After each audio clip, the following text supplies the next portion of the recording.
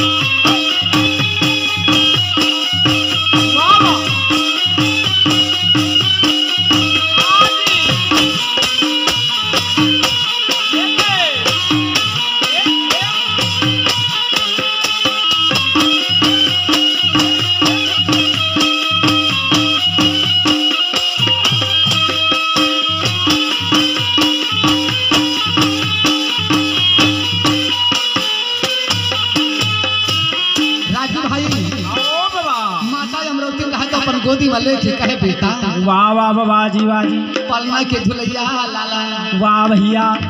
मोला तय वरदान पुरुष मला वरदान दे के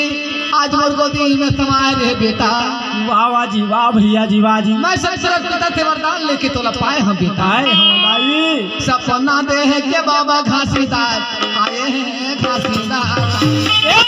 सपना दे है के बाबा घासीदार आए हैं घासीदार आए हैं सपना दे है के बाबा घासीदार आए हैं घासीदार सपना दे है के बेटा घासीदार आए हैं घासीदार आए हैं के बाबा महागुरु बताए हैं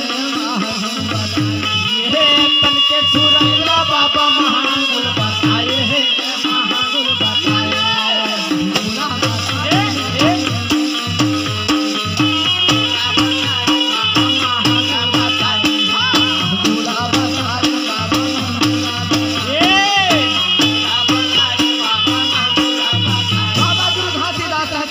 देख बाबा गुरु घासीदास अपन गोदी में खिलावत थी भैया जन्म लेके आए हैं अपन तन के दुख ले बाबा महबूदास बताए हैं बताए बाबा हमर मायारू दूध पी लेना बेटा हमर मायारू दूध पी लेना पलना के झूलैया बेटा सुना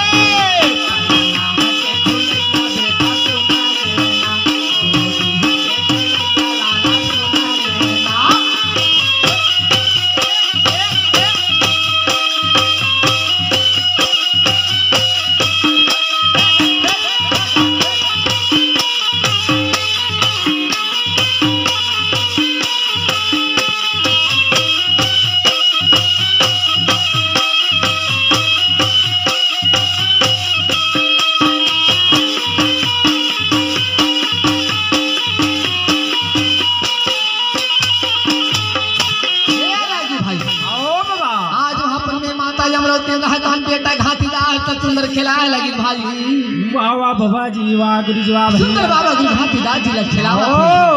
का कहते बेटा घासी ओ भैया जी आई मोरा आँखी के तारा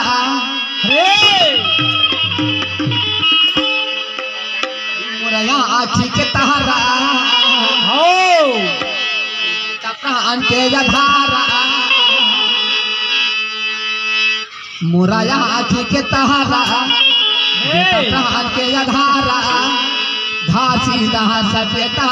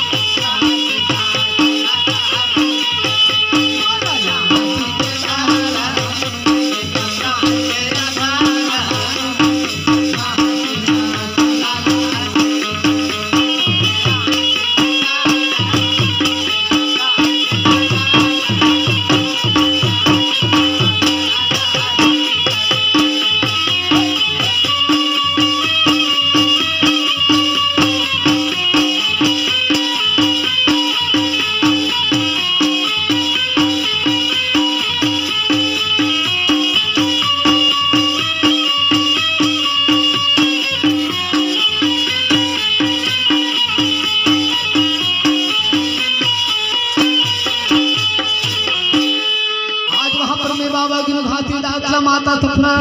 माता हमरा दिल है तो समझाए लगी भाई। हाँ, श्रीमान अंशिया यादव की तरफ से बाबा जी के चरणों में 20 रुपये दान की हदीद अमल लोग ठाव बोलो श्रद्धा भक्ति की जय हो, बोलो सुख परिवार की जय।